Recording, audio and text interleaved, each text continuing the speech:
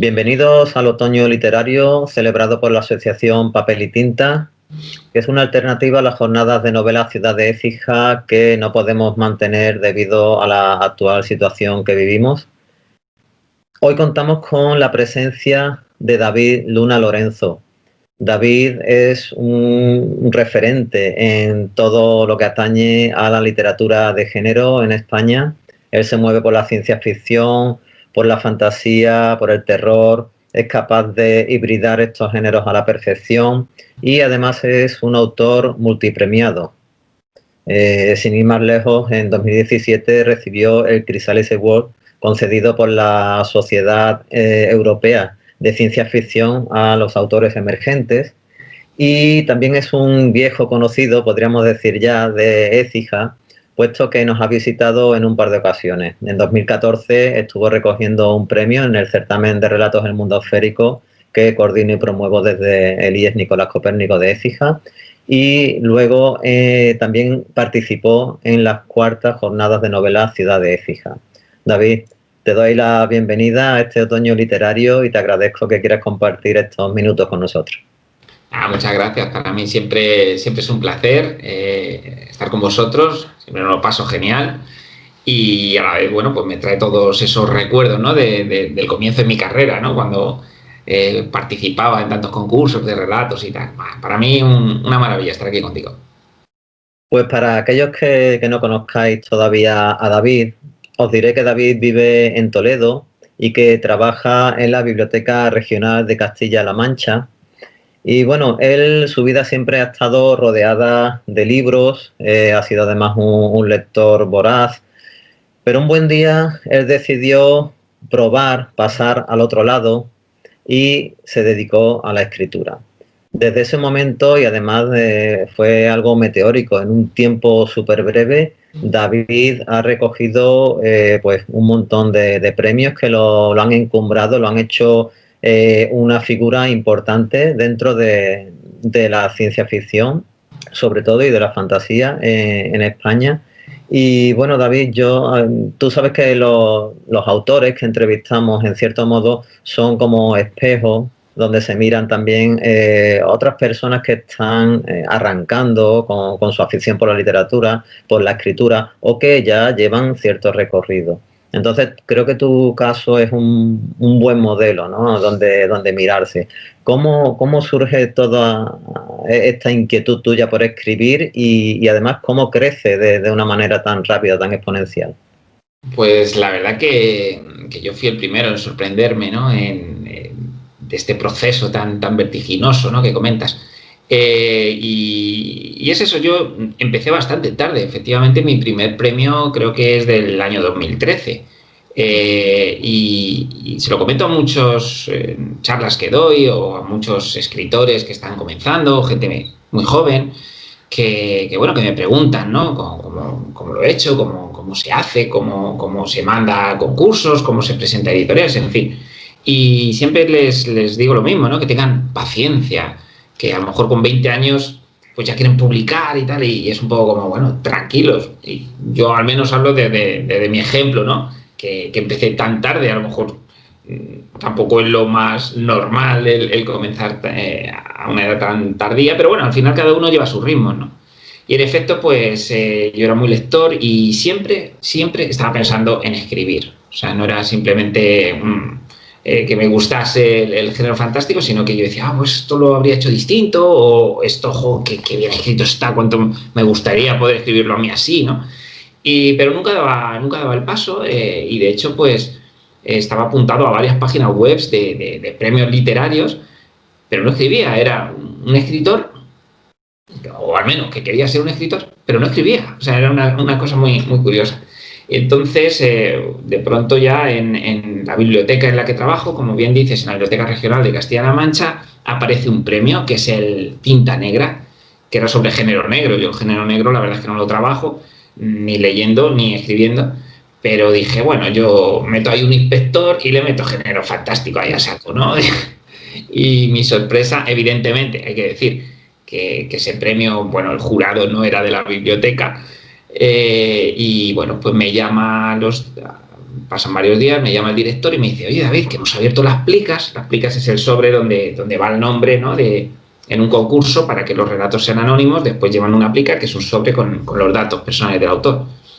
Dice, hemos abierto la plica y hemos descubierto que eras tú. Y es que no sabíamos qué escribías. Digo, pues yo tampoco lo sabía. O sea, Y ese fue efectivamente mi primer relato, porque había escrito algunos, pero ni siquiera conseguía terminarlos. Y en ese primer relato, bueno, gané ese concurso y, bueno, me animó. La gente leía el relato y decía, bueno, qué chulo, tal. Y digo, bueno, pues voy a continuar a ver qué pasa, ¿no?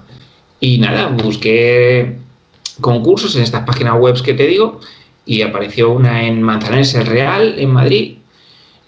Presento mi relato, que me costó un montón escribirlo porque todavía pues te falta ese rodaje, ¿no?, ese oficio que llaman, y lo mando y al mes o así me llaman y me dicen que he vuelto a ganar. ¡Guau! Esta vez incluso me dieron dinero y todo, ¿no? Creo que fueron 300 euros o algo así. Digo, ¡guau! Que me pagan y todo por escribir.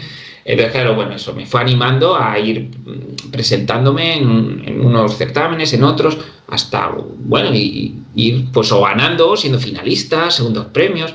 La verdad es que fue una cosa que el primer sorprendido desde luego era yo. Mi madre me decía, ¿y por qué has tardado tanto en escribir?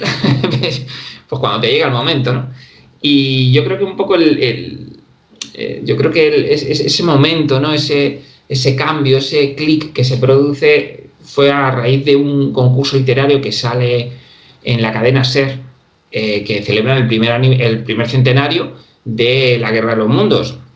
Y bueno, pues es un concurso 100% de ciencia ficción. Me estaba presentando con relatos de género fantástico, ya fueran de ciencia ficción, terror o fantasía, a concursos generalistas.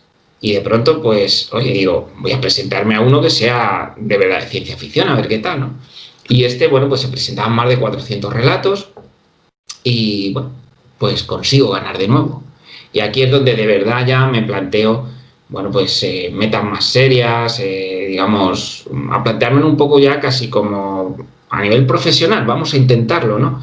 Y me pongo a buscar y digo, a ver, ¿qué es lo más importante o lo más grande que hay aquí en España, tal? Y ya aparece el Alberto Magno, que es el concurso ya de novela corta y es el más antiguo que hay en España, la verdad que tiene muchísimo prestigio, lo organiza la Universidad del País Vasco y nada, me presento con una novela corta, con El Ojo de Dios, y no gano, pero sí consigo ser finalista. Y consigo ser finalista junto a José Antonio Cotrina, que es uno de los autores a los que yo más admiro, y bueno, pues fue un alegrón tan grande y a partir de ahí pues ya lo mando a una editorial y bueno, ya empieza toda la carrera literaria. Estupendo. Tú has mencionado concursos generalistas, concursos, digamos, más exclusivos de ciencia ficción, pero es cierto que tú comenzaste introduciendo ciencia ficción, introduciendo elementos fantásticos en concursos generalistas. O sea, por ejemplo, sin ir más lejos, en el certamen de relatos del mundo esférico, tu relato Maleficium, con el que ganaste, ese relato ya vertía o anticipaba muchas de las cosas que vamos a ver después en todas tus obras. Hablamos del elemento fantástico, hablamos de una introducción de un medievo, neomedievo, de lo sobrenatural, el terror, o sea, está todo ahí y sin embargo es aceptado y gusta. Entonces, ahí está quizá la prueba de que puede que no tengan mucha razón esas personas que intentan o tienen bastantes prejuicios y denostan la literatura fantástica, la literatura de ciencia ficción como una literatura B o C o una literatura de segunda división. ¿Qué opinas tú o qué le dirías tú a estas personas para que entendiesen que quizá no tengan una visión acertada? Sí, mira, de hecho yo daba charlas en institutos y bueno, pues en convenciones y una de ellas se titulaba ¿Nos gusta la ciencia ficción? Porque precisamente lo que intentaba era mostrar que en ocasiones existen una serie de prejuicios y no nos damos cuenta de que son solo eso, ¿no? Prejuicios.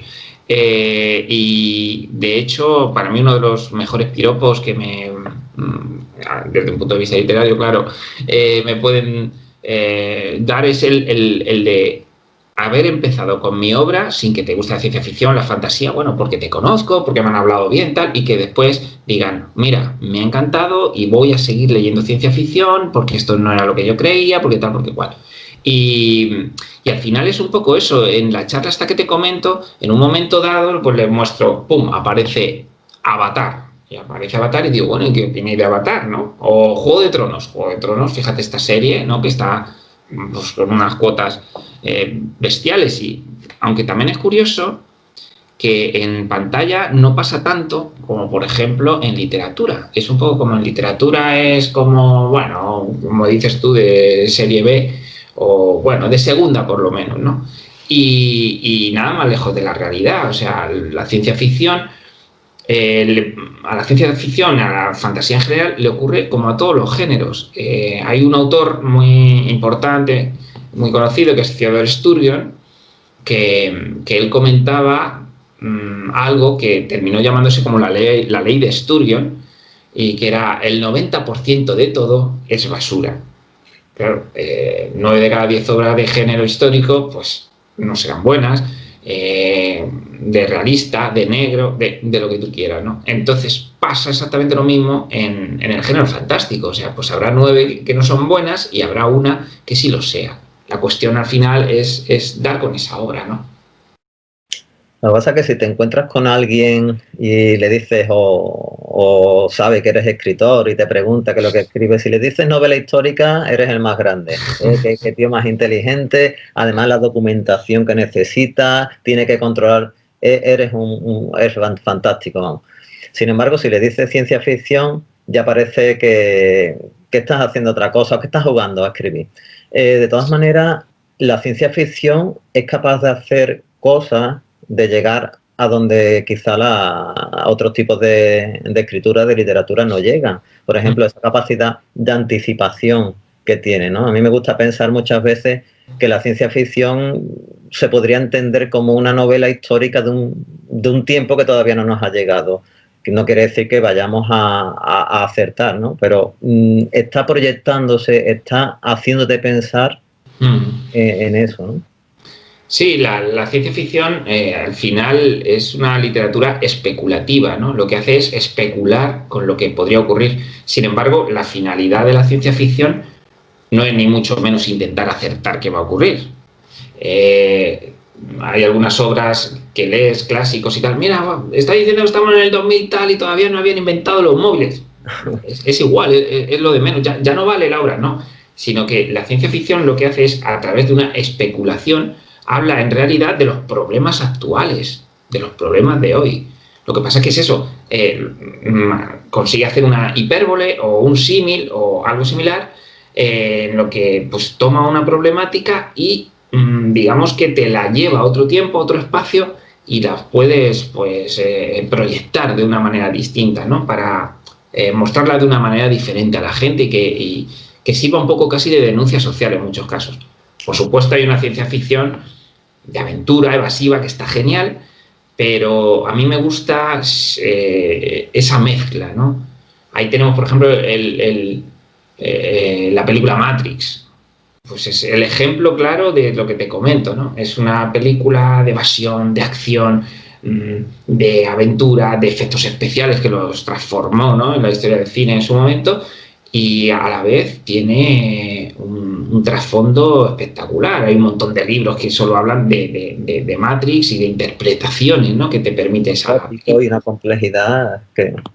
Exacto. Entonces, yo creo que un poco la clave, para mi gusto, es esa mezcla de que hay una ciencia ficción solo evasiva y está genial, hay una ciencia ficción más sesuda, hay una ciencia ficción más entremezclada y al final pues como cada obra de cualquier género pues te puede llegar más, te puede llegar menos, pero la ciencia ficción por supuesto ofrece unas posibilidades infinitas, tienes una flexibilidad que ningún otro género te puede dar en ese sentido. Entonces muchas veces esos prejuicios de los que hablábamos con esas personas que a lo mejor te dicen, me han dicho que eres escritor y tal, y yo digo, sí, ¿y qué escribes?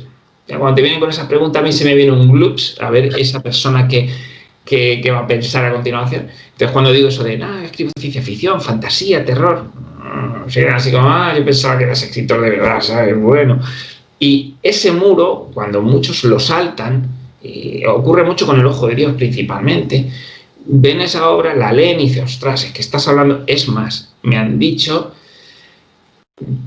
últimamente, dice, bueno, para lo que estamos viviendo ahora mismo, parece que te habías adelantado a tu tiempo. No, bueno, es una más de las temáticas de ciencia ficción, pero efectivamente, ahora mismo se lee El Ojo de Dios y se puede hasta entender de otra manera, ¿no? Con lo que estamos viviendo actualmente con el COVID. Pero viene a ser eso, de pronto, ¡pam!, empiezas a leer una historia que en un principio, otro planeta, una terraformación, y hay gente que dice, que eso ni lo entiendo, y de pronto se van dando cuenta de que es una historia humana. Al final, lo interesante es contar una historia humana utilizando simplemente una especulación de tiempo y espacio. Y David, ¿tú crees que es más difícil para alguien que quiera publicar este tipo de obras de ciencia ficción, de fantasía, es más difícil publicarlas que si estuviese dedicado a otro tipo de literatura, o en los tiempos que corren eso ya ha cambiado?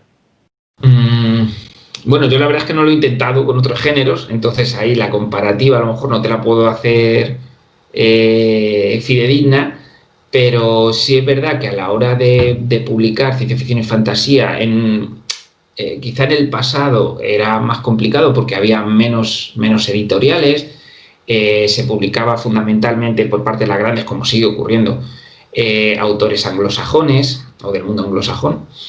Y sin embargo, en los últimos años es verdad que han aparecido muchas editoriales independientes muy interesantes que hacen un trabajo fantástico y que publican a mucho autor patrio. Intentan, pues encontrar, ¿no?, esos pequeños diamantes. Y sí que fácilmente hay entre 10 y 20 editoriales independientes haciéndolo muy bien, y que por lo tanto se han ampliado las posibilidades, por supuesto. Además son editoriales dispuestas a escucharte, ¿no?, y a recibir tu manuscrito, ¿no? Entonces creo que ahora mismo es más fácil que hace unos años, pero con respecto a la generalista ya no te sabría precisar. De todas maneras, también estas editoriales independientes tienen la capacidad de hacerse con un grupo suyo de lectores fieles, porque ellos adoptan una línea, y eso es muy importante, porque ya están predispuestos a que les des de ese material, y además ese material, si coincide con lo que tú escribes, pues se une. Claro. La cuestión muchas veces es, esa base ya la tienen, efectivamente hay pues yo sé que saco una novela y voy a tener X ventas mínimas porque tengo una serie de seguidores, ¿no?, que además son pues seguidores acérrimos. Pero es cierto que la lucha de esas editoriales está precisamente en no solo tener, digamos, esa base de compras, sino salir de lo que se llama el fandom, salir de lo que es el grupo de lectores habitual, ¿no?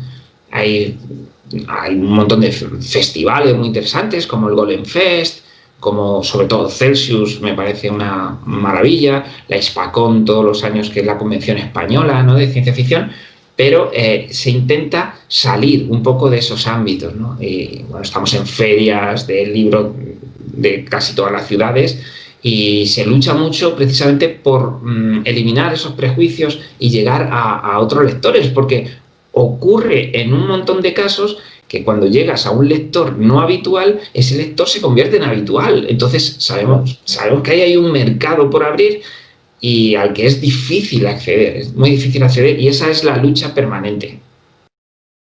Pues yo creo que podemos entrar en tus obras, hablar un poco de ellas para hacernos una idea en contexto, ¿no?, de todo esto de lo que tú nos estás hablando.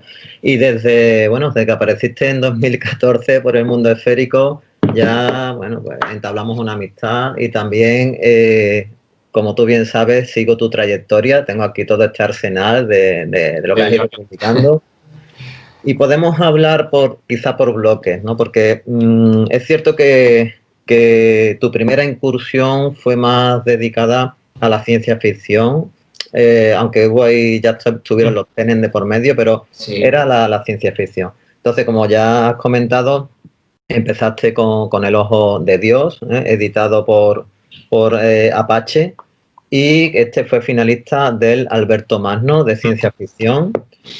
Luego tenemos Éxodo, también por Apache, Éxodo o Cómo salvar a la reina, y este fue uno de tus mayores triunfos, ¿no? Ganaste el UPC en 2016, se publicó en 2017, y luego también ganaste el Domingo Santos, que es un certamen de relatos, pero uno de los más importantes, ¿no? Cuando hablamos de literatura, ciencia ficción y de género, con el relato La fiebre. Y yo creo que el elemento común que tienen todas estas tres obras es que, bueno, tratas la ciencia ficción, te anticipas o te proyectas en un futuro, la mayoría de las veces distópico, en el que ya hemos evolucionado en cierto modo. También la Tierra ha sufrido determinados cambios o ya no aguanta más, ¿no? Podemos hablar de esas cosas. Y bueno, ¿qué nos cuentas tú? ¿Cómo son estos mundos que tú ya has anticipado algo del Ojo de Dios, ¿no? Donde hay quizás el proceso de deshumanización no sea tan evidente como lo planteas luego en Éxodo, ¿no? ¿Cómo? Sí, pues es cierto que mirando ahora hacia atrás, hay como unos bloques muy diferenciados en mi obra. Por un lado está la ciencia ficción, que casi todas son novela corta, publicada con Apache. La fantasía la protagonizan los Tenet, que está con Ediciones El Transbordador. Y después tenemos el terror con Editorial Premium, ¿no? Es curioso cómo se ha ido haciendo esto un poco de forma natural, ¿no? Y también decir, ahora que has enseñado La fiebre, que está gratuitamente puesto en Lectu, ¿vale? Para el que se lo quiera descargar en digital, pues ya que aproveche, está en digital en Lectu y creo que por 0,99 en Amazon, porque Amazon no nos deja ponerlo gratuito.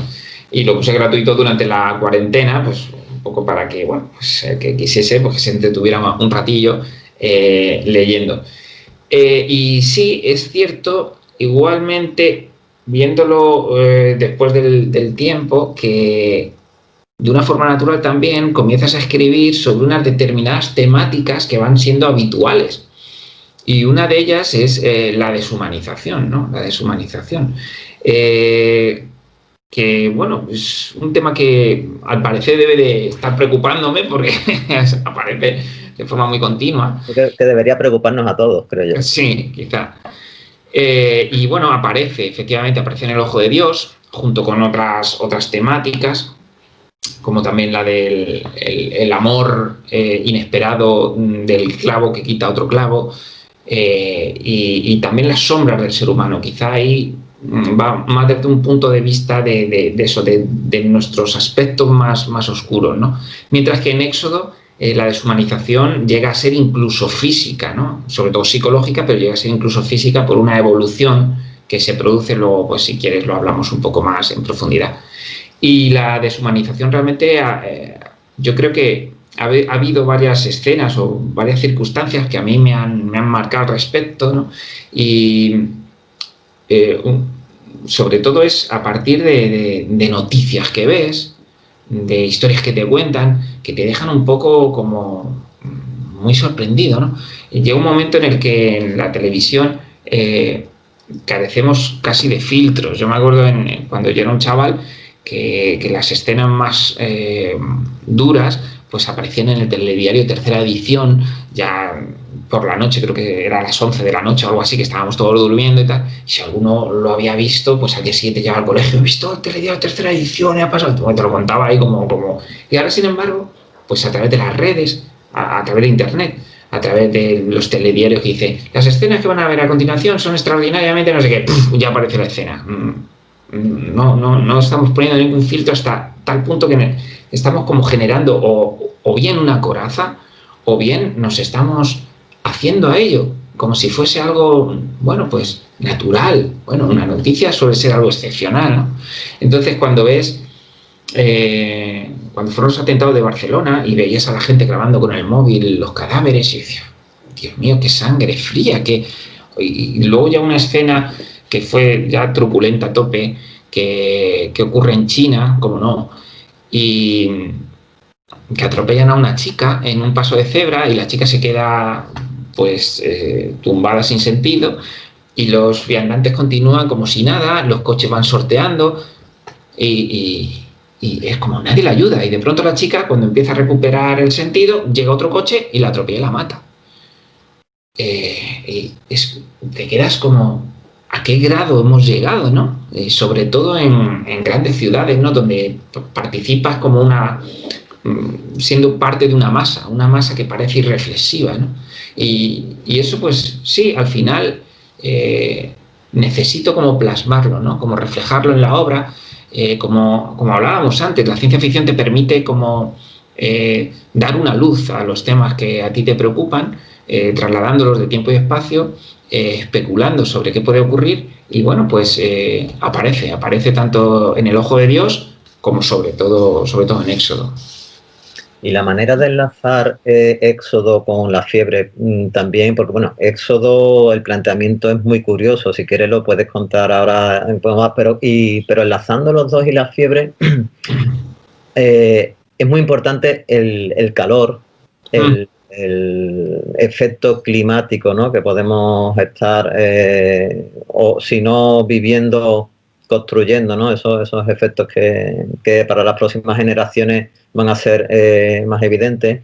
Y la fiebre, eso se percibe completamente. Y en Éxodo, la tierra ya no es el lugar que era, la tierra es como un recuerdo, ese lugar primigenio, originario, esa tierra madre de la que ya hemos tenido que irnos, ¿no? Sí. Entonces, está rayando ahí un poquito también de Green Pack, no sé cómo está.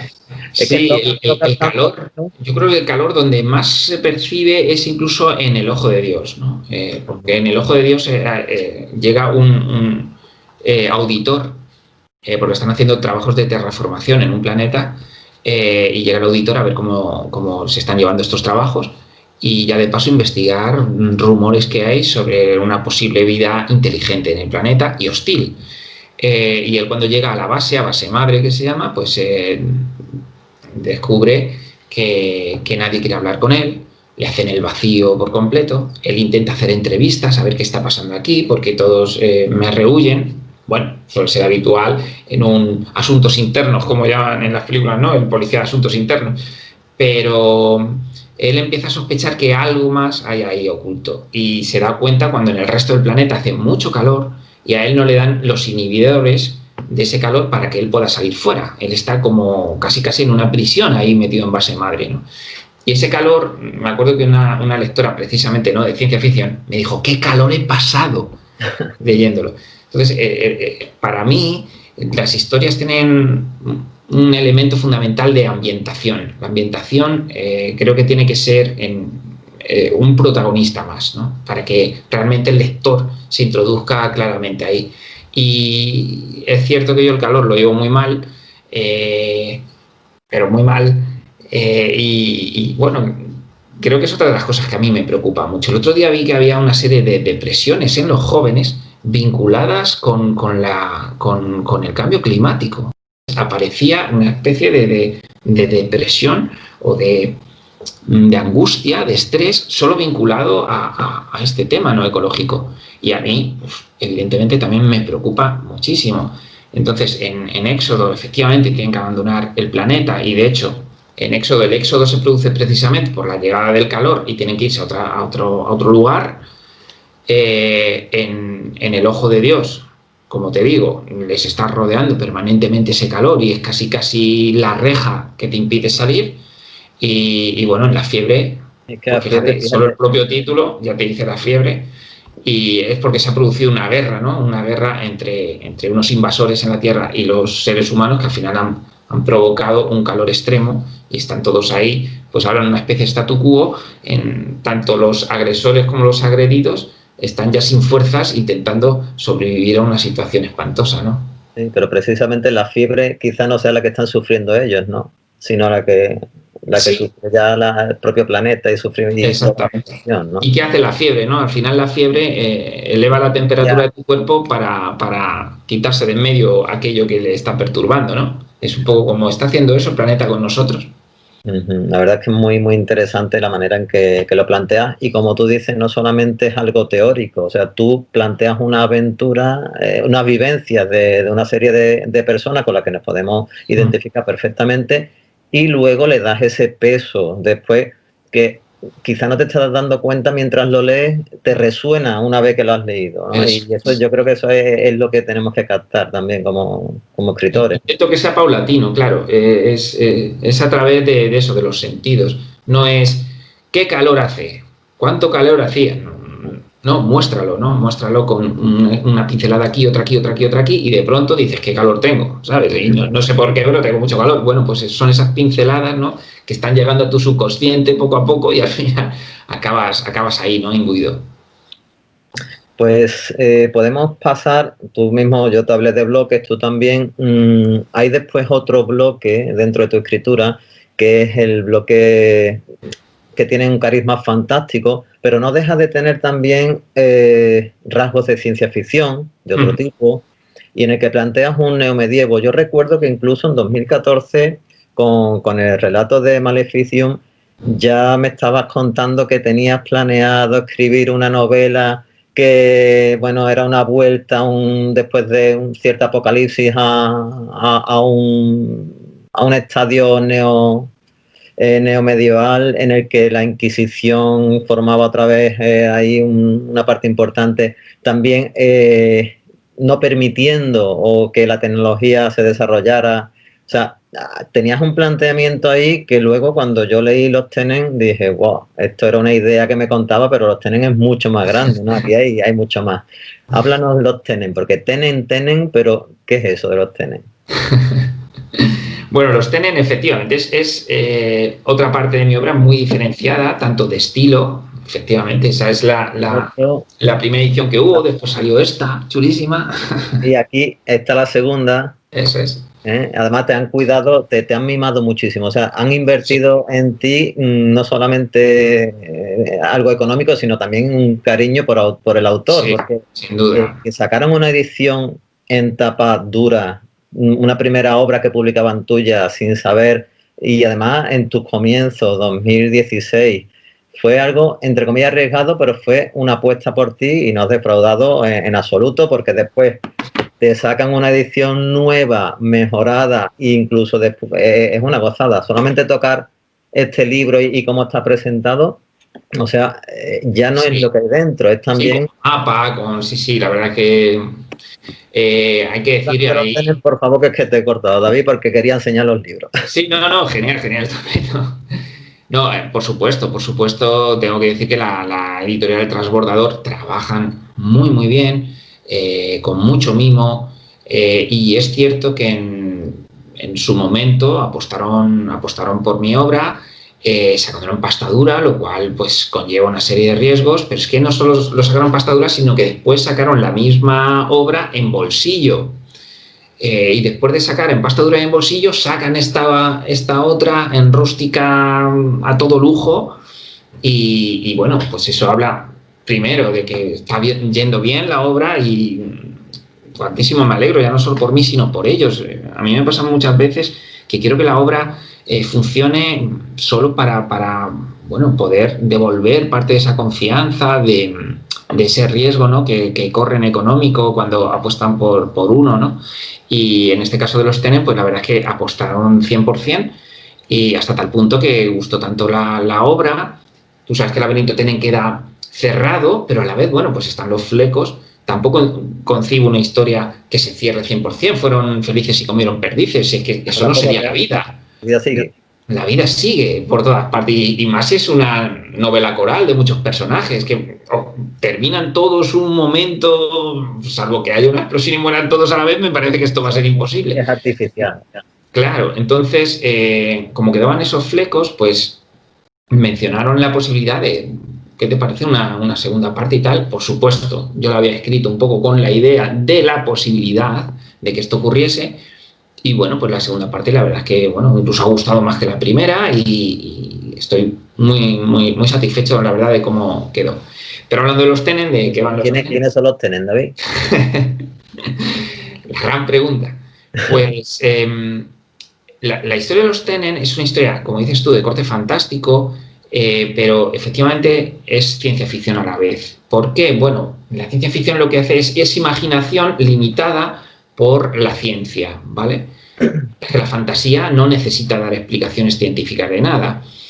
En este caso de los Tenen, bueno, pues se habla de que son mutaciones, porque los Tenen, ahora veremos que son personajes con poderes, pero habla de una serie de mutaciones a partir de unas guerras que han habido, etcétera.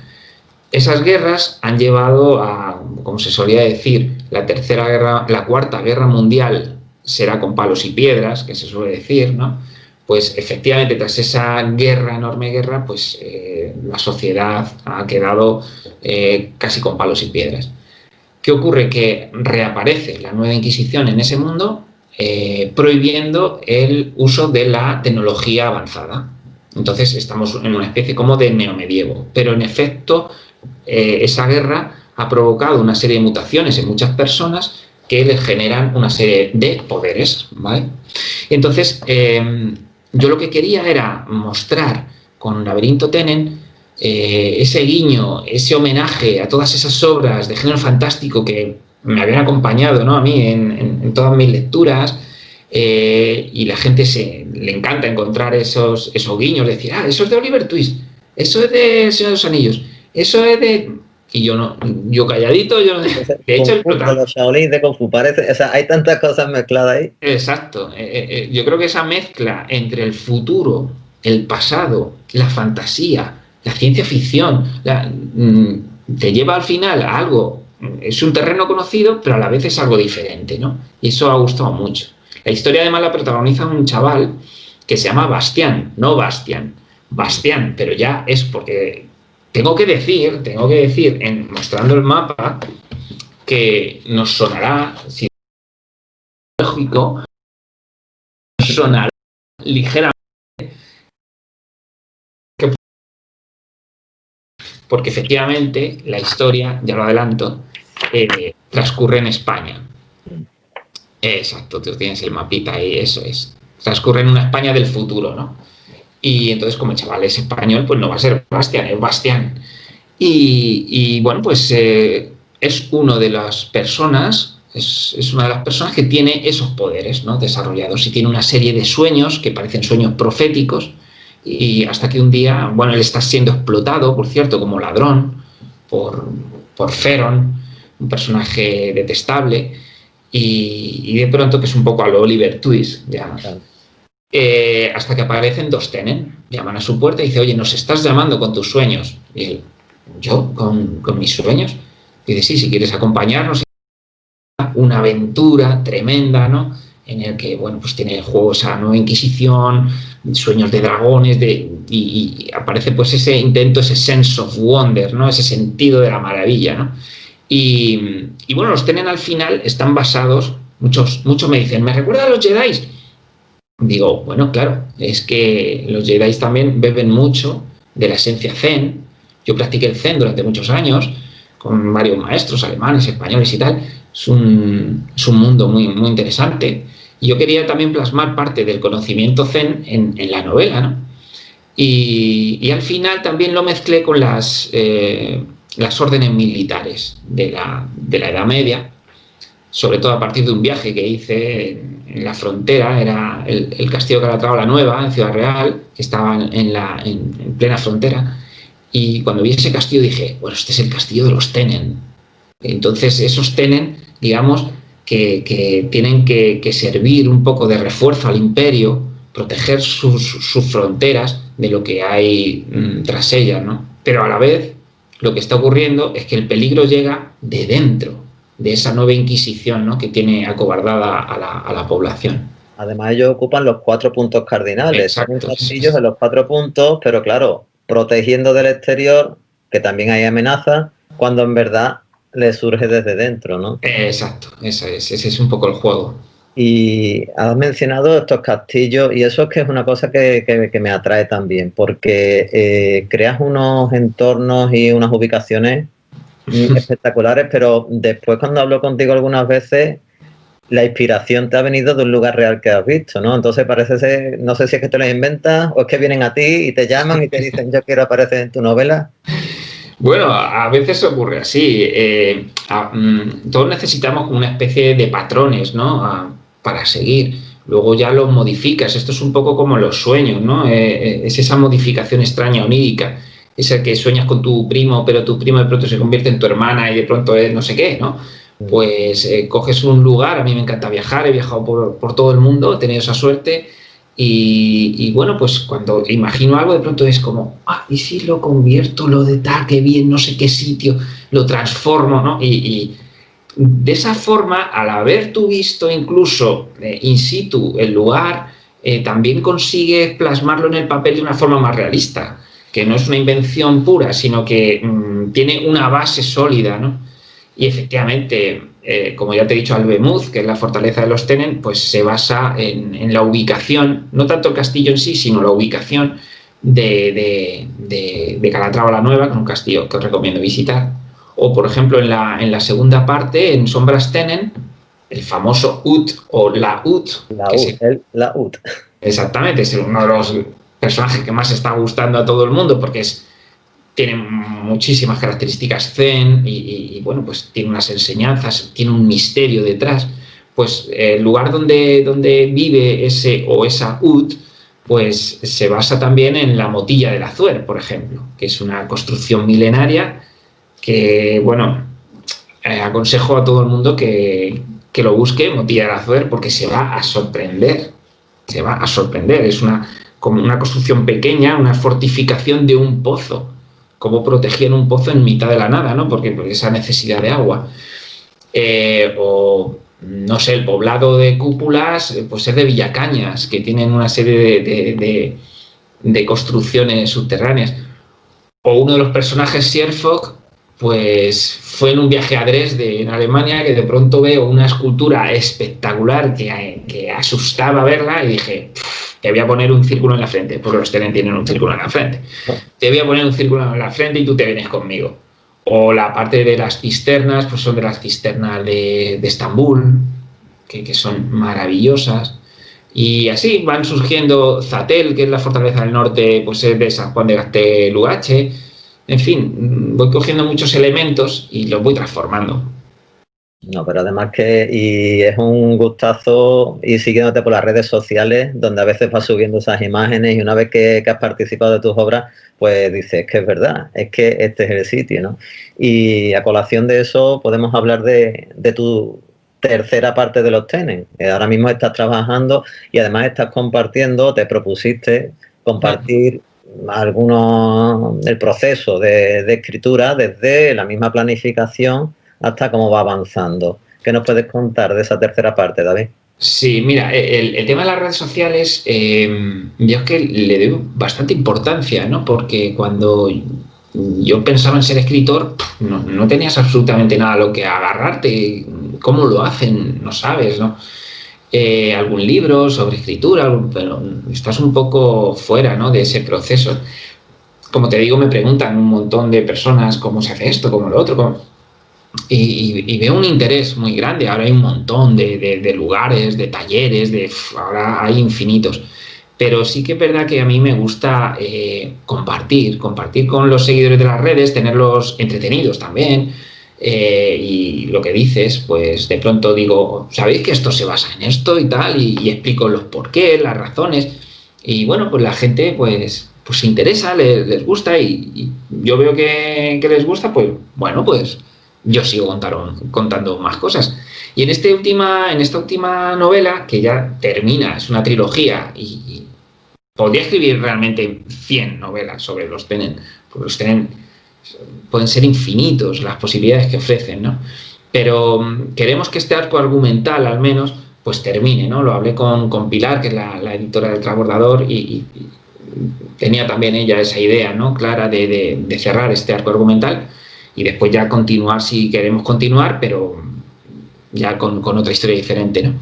Y, y en efecto, pues al ponerme dije, ¿y por qué no le muestro a la gente, para tanto a los que quieren ser escritores como los que no, que son simplemente lectores, mostrar la dificultad, ¿no? de llegar a escribir una obra como esta, nada menos que una tercera parte de una trilogía que termina una historia? Eso es una dificultad ya máxima. Y mostrarles que cuando llega el libro, tengo libro, pum, sacas el libro, nosotros lo hemos mostrado ahora mismo, mira, este es mi libro, tal, qué bien, pues estupendo, parece que se ha escrito solo, Sí. Entonces he empezado desde cero, desde la propia historia, de cómo surge, de cómo tal, preparo un texto y cuento cómo va el proceso y cómo lo voy llevando, y a la gente le está pareciendo interesante. Dentro de poco cuelgo el siguiente informe, por cierto. Y nada, y la verdad que, bueno, con ese un poquito de miedo, ¿no? De no bajar la expectativa, ¿no? Y que realmente tengan un final digno, porque para mí los TENEN pues han sido muy importantes, y yo creo que van a marcar un antes y un después. O sea, cuando terminen los TENEN es como casi un fin de ciclo, ¿no? Además que es que otra de las dificultades es que cambias totalmente de registro entre tus novelas de ciencia ficción narradas en primera persona, una velocidad, yendo al grano, pincelada. Ahora de pronto estos son libros más extensos, narrados en tercera persona, con un estilo diferente, porque el estilo es más cuidado, va más acorde con esa época neomedieval que estás trasladando. O sea, tú tienes también que meterte en otro traje a la hora de escribir esa, y eso requiere pasar un periodo de dejar un poquito atrás lo que estaba haciendo y de volver a lo que hacía con los TENEN, y coger ese fluir otra vez con los TENEN, porque tú has hecho muchas cosas en medio y eso no debe ser fácil, ¿no, David? Efectivamente, yo creo que es una de las grandes dificultades, o sea, ese cambio estilístico, hasta tal punto que casi parecen dos escritores distintos por completo. Sí. De hecho, yo tengo muchos lectores que son lectores solo de ciencia, de los de la ciencia ficción, los de los TENEN, y otros que son pro TENEN que no te puedes imaginar, o sea, que te dan dibujos, te mandan regalos, o sea, están alucinados con los TENEN, pero los otras, y después los hay que les gusta todo. Oye, qué maravilla todo lo que hace. Pues genial, esos son los que más me gustan. Esos son los que más te gustan a ti. Pero es cierto que es verdad que realmente si alguien lee los TENEN no puede saber, se quedaría solo con una parte de mi escritura, porque está esta otra con otro estilo completamente distinto, totalmente diferente, y entonces, claro, tengo que volver a leerme todos los TENEN, tengo que comprender que esto no funciona tanto así, digamos que es como... Piensa que a lo mejor el Ojo de Dios tiene en páginas, no sé si son 130 páginas o algo así, y aquí estamos hablando de 500 páginas un Sombras TENEN. En palabras, que realmente cómo se mide, pues tú piensas que tiene 25.000 palabras el Ojo de Dios y a lo mejor tiene 120.000 el Sombras TENEN. Entonces es una manera completamente distinta de trabajar, que también lo comento en las redes, y de llevar a cabo la historia. Efectivamente no es primera persona, es tercera, se habla en pasado, tiene muchos más elementos explicativos, una descripción un poco más pormenorizada, sin pasarme, porque no soy muy de... Drama, porque tú no te da tiempo a desarrollar sus tramas en las novelas cortas, pero aquí sí las necesitas, y aparte te van creciendo, ¿no? Y tendrás que ir podando, porque tienes tantos personajes que llega un momento en que eso se haría un Señor de los Anillos. El que sea una novela coral, tan coral, también la hace muy distinta. Hay un montón de gente que es muy fan de un personaje, otros son fan de otros personajes. De hecho, te llegan y dicen, no mates a fulanito, por favor, por favor. Y tú, si tú supieras, yo ni idea todavía de si lo voy a matar o no, ya veremos a ver. Ya veremos. Eso es otra de las magias de la saga, ¿no? Que me pongo a escribir y digo, a ver, contadme qué os ha pasado, ¿no? A ver, contádmelo, porque ni yo lo sé siquiera, ¿no? Entonces es interesante, pero efectivamente son mundos distintos. No, yo estoy seguro de que la tercera entrega de los TENEN va a triunfar, porque hay mucha gente además esperándola, y eso es un gustazo, saber que escribes y te lo van a publicar, que están esperando ya para publicártelo y que hay gente esperando para leértelo. Yo creo que ese es el ideal de cualquier escritor, ¿no? Sí, pero no veas el miedo también que da vértigo, decir, no puedo fallarle, ¿no? Y a la vez tengo que ser yo auténtico, o sea, no pienses en lo que va a gustar o lo que no va a gustar, sé tú, pero a la vez te da ese vértigo, claro. Claro, normal. Bueno, pues si quieres dejamos un poquito de lado a los Tenen y entramos en tu tercera faceta, porque de pronto tú estás con ciencia ficción, sigues con fantasía y ahora sale con terror, porque es que David Luna escribe lo que se plantee, lo hace, pero que no lo hace por probar, lo hace para ganar, o sea, ganando premios de entrada. Y tenemos aquí Ponzoña. Ponzoña se hizo también con el Premio Nacional o bueno, de novela corta de terror Ciudad de Utrera, que vuelve a ser el premio más importante que existe a nivel nacional en novela de terror. David escribe, presenta y David gusta seguro. Y es otra cosa totalmente distinta. O sea, esto ya vuelve a ser una primera persona, pero a mí me gusta pensar en tus obras, en la ciencia ficción es el futuro, los Tenen son una especie de vuelta al pasado, aunque sea el futuro de nuevo, y esto es totalmente el presente. O sea, esto es lo que le puede pasar a cualquiera. Bueno, a cualquiera, bueno, tampoco no... Sí, bueno, sí, venga, sí. Sí, pero son situaciones que te metes tan dentro que dices, bueno, es que en verdad esto le puede pasar a alguien, y eso es lo que da más miedo. Que si tú me estás contando algo del medievo, vale, me gusta la aventura, pero si tú quieres de verdad llegar al lector, tú le tienes que plantear algo que le entre a él mismo por las vísceras, ¿no? Y esto ocurre, o sea, esas 3:33 que nos vas a contar y esas cosas, cuéntanos, ¿Ponzoña qué es, David? Bueno, Ponzoña, efectivamente, tengo que empezar diciendo que yo no vivo de la literatura, menos mal, porque si no, porque de la literatura viven muy poquitas personas. Entonces, a mí lo que me motiva son los desafíos. Fundamentalmente son los desafíos. Entonces, presentarme un premio, intentar ganarlo, escribir ahora de esta manera, ahora de esta otra, de la ciencia ficción de tal, voy a pasar ahora a la fantasía, pero voy a hacerlo de no sé qué manera y ahora voy a... ¿Vale? Entonces, eso es lo que a mí me mueve. Y bueno, el género fantástico engloba la ciencia ficción, la fantasía y el terror. Esos son sus tres cabezas o sus tres brazos. Entonces, ¿qué pasa? Que, bueno, había escrito esas dos, me faltaba el terror. Y el terror, como dices tú, ya lo había tocado tanto en Maleficium como en otros, como El prisionero, que trata el tema vampírico por primera vez. O sea, El ojo de Dios a mucha gente le genera esa oscuridad. Ya amenazaba con eso. Exacto, ya amenazaba. Y dije, venga, vamos con el terror. Y además, digo, para mostrar, para intentar llegar más allá, no decir, bueno, he escrito terror, bueno, voy a intentar presentarme al concurso más importante que haya de terror. Oye, si quedo finalista, pues por lo menos finalista. A ver, no esperaba ganar, pues si gané, pues mejor todavía. Claro. Y en efecto, Ponzoña es lo que dices, está teniendo un éxito arrollador, quizá por, como digo, eso que dices de estar en el presente, porque narra la historia de una chica, además me pongo en la piel porque está en primera persona, de una mujer embarazada, que se llama Sandra, y es una chica que se ocupa y vive con su novio, que es guitarrista callejero, drogadicto, en fin, están en una situación ahí un poco precaria, digamos. Y ella, bueno, pues como digo, está embarazada, da a luz, y en el momento en que le ponen a su bebé, pues ella lo identifica como propio, pero sospecha que algo pasa ahí, ¿no? Siente una presencia extraña en su bebé.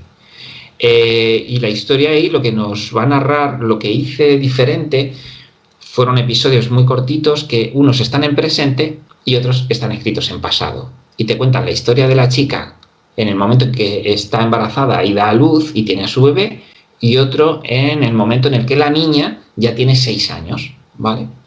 Y entonces es una especie de puzzle. Te voy dando un capítulo del pasado o dos del pasado, de pronto uno del presente, otro del presente, uno del pasado. Es un puzzle pincelada, que muestra un poco el fondo y la forma, porque llega un momento en el que el lector duda si lo que nos está contando ella, que es un narrador no muy creíble, pues es cierto y hay una posesión, o bien lo que nos está narrando ella es fruto de su imaginación.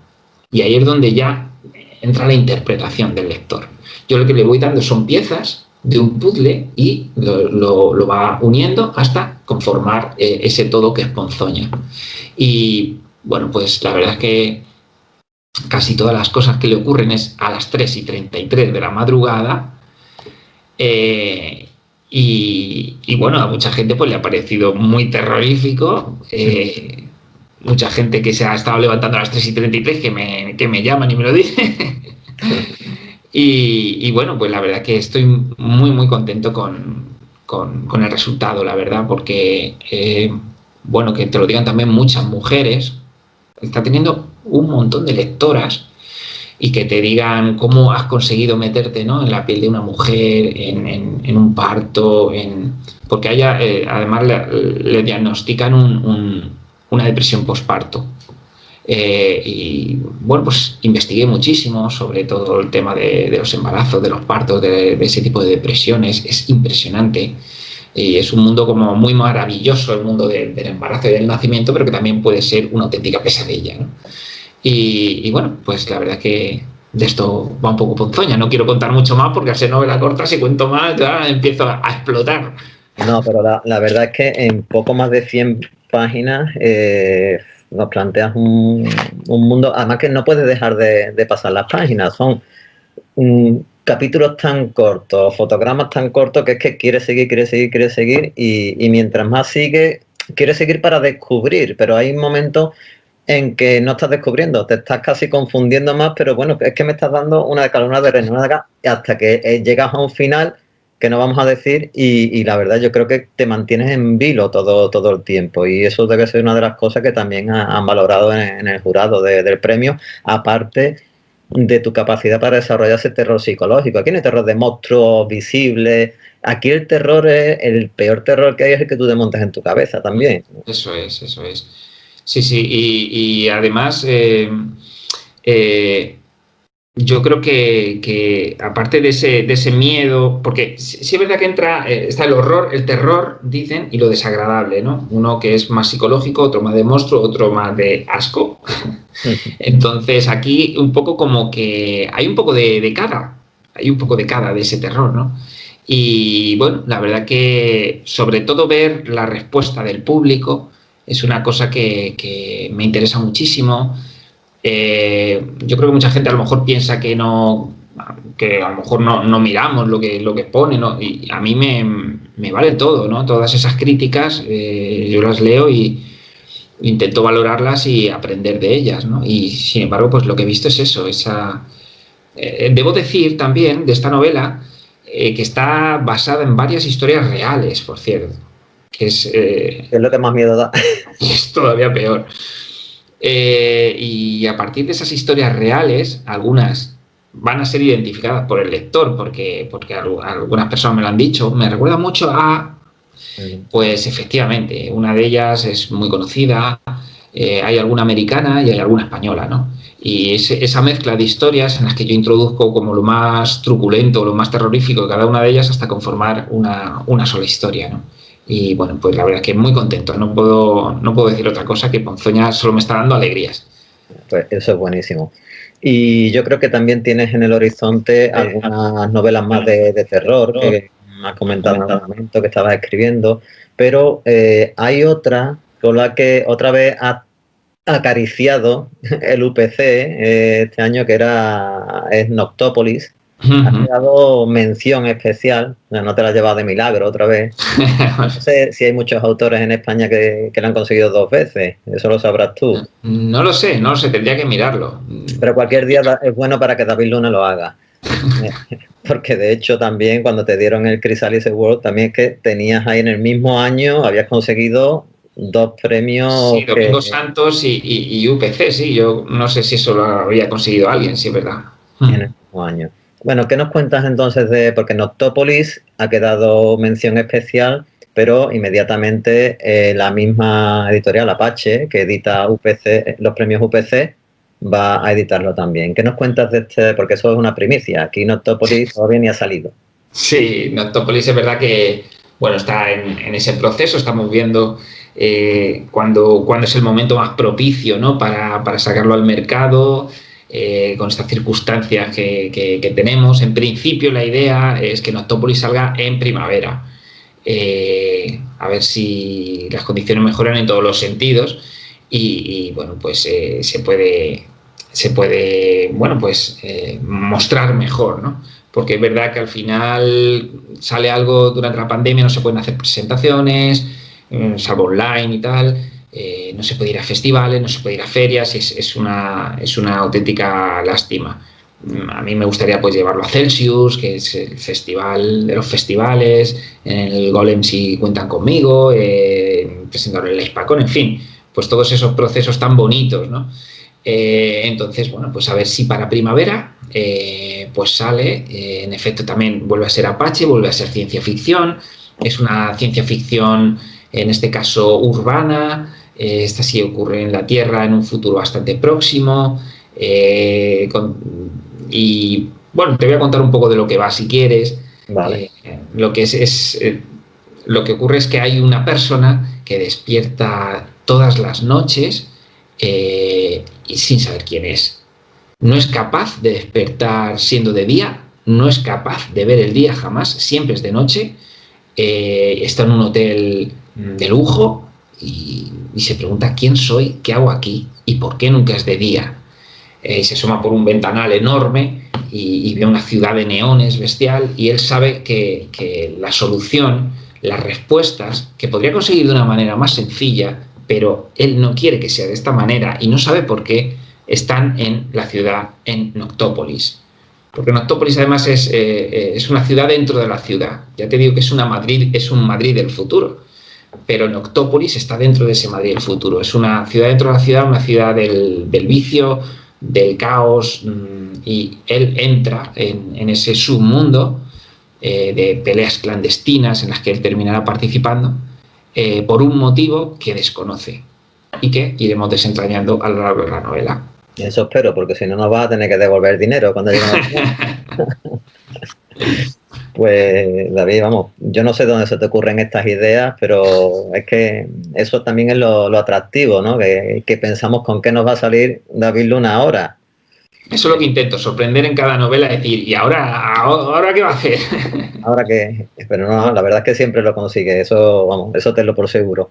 Bueno, David, yo creo que ya para ir redondeando, ¿no? y terminando la entrevista, a mí me gustaría preguntarte, dentro de toda esta experiencia que tú llevas viviendo desde 2013, que has empezado a escribir, después a ganar premios, ¿con qué te quedas? O sea, ¿qué es lo que más te ha llegado, que para ti que ha sido lo más importante? Ya no solamente solo de los premios, sino de todo.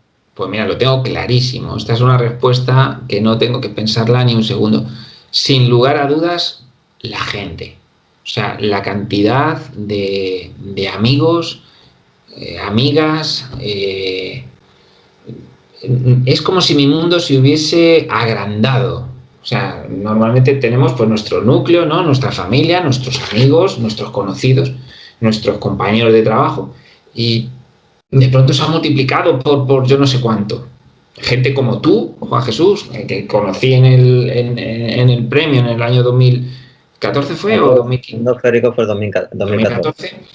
Y que seguimos manteniendo una amistad más allá de todo esto. Nos llamamos a menudo, nos seguimos, he estado en tu casa, en fin, es una maravilla y al igual pues un montón de escritores que se han convertido en amigos míos de verdad, de que vengan a verme.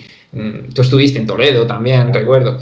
O sea, es una auténtica maravilla. Con los editores pasan de ser mis editores a ser amigos míos. También quizá porque estoy abierto a ello. O sea, a mí me encanta el buen rollo, me gusta tratar con la gente, ir a los festivales y hablar con todo el mundo, con todo el que se me acerque. Vamos, yo encantadísimo de hablar con él. Me compré uno, no, eso es lo de menos. Al final es eso, que mi mundo se ha ampliado de una manera bestial y he conseguido, pues no sé, conocer a un montón de autores a los que admiraba, de César Mallorquí al hijo de Stephen King, a Joe Hill, en fin, con Rosa Montero estuve dando una charla en la Hispacón. A mí que es Barcelona, ¿no? Miquel Barceló, a quien yo admiraba muchísimo, que hacía todos los prólogos de todos los libros que yo he leído de joven, y de pronto me dan el premio UPC y yo estoy ahí con él. Y es algo como un sueño, realmente un sueño. Entonces, lo que para mí lo más importante de todo han sido las personas, mis seguidores, mis lectores, el cariño que me dan, no sé, a lo mejor quizá todavía no soy lo suficientemente bueno o algo así, porque haters, no me recuerdo gente haters de eso, y dice que tienes que tener haters, y digo, yo paso de tenerlo, es lo que quieres que te diga, prefiero que no Te llevas bien con todo el mundo, ¿no? yo intento al menos, hombre, habrá gente con quien tenga menos conexión, ¿no? Como es lógico, somos personas. Pero yo mal, la verdad es que intento no hablar con nadie, por supuesto. Así que eso, sin duda alguna, la gente. Pues me parece estupendo. Y David, ya un último consejos para, porque tú sabes que este tipo de entrevistas o a las jornadas de novela, a muchas jornadas, van personas a las que les gusta leer y que disfrutan con lo que los autores escriben, pero otros también están viéndolas desde la óptica de aquel que aspira a escribir o que ya escribe, pero que aspira a convertirse o a elevar su obra a otro nivel, ¿no? ¿Qué le aconsejas tú a estas personas? Pues mira, yo como siempre, lo de la paciencia siempre lo pongo ahí, porque con 20 años intentas publicar algo, a lo mejor lo consigues. Oye, hay gente que con 20 años son cracks, ¿vale? Pero yo creo que necesitas todavía un bagaje vital mayor y bueno, pues una mayor experiencia en el oficio. Y yo diría que no desesperen, que vayan tranquilos, que no hay prisa. Luego, sobre todo, que lean mucho. Hay muchos que es que no puedo casi leer porque estoy escribiendo. Algo ahí en esa ecuación no está funcionando. La lectura es nuestro entrenamiento. Igual que los futbolistas entrenan y tal. Pero el futbolista entrena y juega. Pues nosotros tenemos que leer para entrenar y para jugar tenemos que escribir. Además, ya es una lectura crítica la que haces ya, ¿no? Ya no estás leyendo por placer solamente. Exacto, o sea, no es leer, no puedes leer muy rápido, pam, pam, pam, pam. No, es mira qué acotación ha hecho aquí, hoy cómo ha conseguido esto, mira cómo me ha descrito esta parte, con qué maestría, fíjate, o incluso al revés, si no te gusta mucho es, esto no lo tengo que hacer nunca. Aprendo de las dos maneras. Exacto, entonces leer con los ojos de escritor, escribir, porque mucha gente dice, ay, ¿cómo has ganado los premios? Punto uno, y el más importante, presentándome a ellos. Tú no puedes querer ganar premios si no te presentas, entonces... Y antes de presentarte, escribiendo la obra, palabra tras palabra, o sea, una tras de otra. Entonces, probar con los premios, a mí me abrieron todas las puertas, fueron los premios literarios. No tener miedo a mandar a las editoriales, la mandas y ¿qué pasa? No es un fracaso. Mucha gente vive esto como un fracaso cuando les dicen que no. A mí, yo he ganado premios, pero también he perdido muchísimos, pero eso no lo pongo. Pero no pasa nada, es el proceso, es un aprendizaje todo ello. Entonces, sobre todo es eso, escribir, leer y bueno, también tener una cierta autocrítica, ¿no? No pensar que si no te han publicado o no has ganado es porque ha sido una injusticia. Bueno, analiza primero, utiliza lectores beta que sepan, que no sea tu madre ni tu padre, sino... No, pero escucha consejos, ¿no? De gente que ya tiene más recorrido que tú. Un profesor de literatura, no hace falta que sea un escritor. Es más, muchas veces es mejor que no sea un escritor porque el escritor querría que la historia fuese como él considera. Y esos lectores betas también, si son sinceros y son buenos, te pueden ayudar mucho a encauzar tu carrera y nada, de continuar. Y sobre todo, también decir que hay mucha gente que dice, yo es que ya estoy desanimado porque no sé qué, no sé cuántas. Y yo digo, pero si uno cuando es escritor escribe porque necesita escribir. ¿Sabes? Si te publican ya es lo máximo, porque es verdad que eso te completa en el sentido de que alguien va a leer lo que tú has escrito, ¿no? Pero tú tienes que tener esa necesidad de escribir, independientemente del éxito que tengas o dejes de tener, ¿no? Entonces eso es disfrutar del proceso, no sufrir con no he conseguido o cuánto me gustaría. Tranquilo, escribe, disfruta y lee, y ese serían mis consejos. Pues yo creo que son muy buenos consejos. Pues David, yo qué quiere que te diga, un placer cada vez que paso un rato hablando contigo, además siempre echamos unas risas Sí. y que es lo importante, aprendemos, No pongan las tomas falsas, ¿eh? No toman... aprendemos cosas siempre uno del otro, vamos, esto es un gustazo hablar contigo y espero que eso también le ocurra a todas las personas que vean este vídeo. Pues muchísimas gracias David, un fuerte abrazo y te esperamos, ya lo sabes, en el momento que esto se pueda hacer presencial, te esperamos aquí en Écija una vez más. Cuenta conmigo. Hasta luego. Muchas gracias.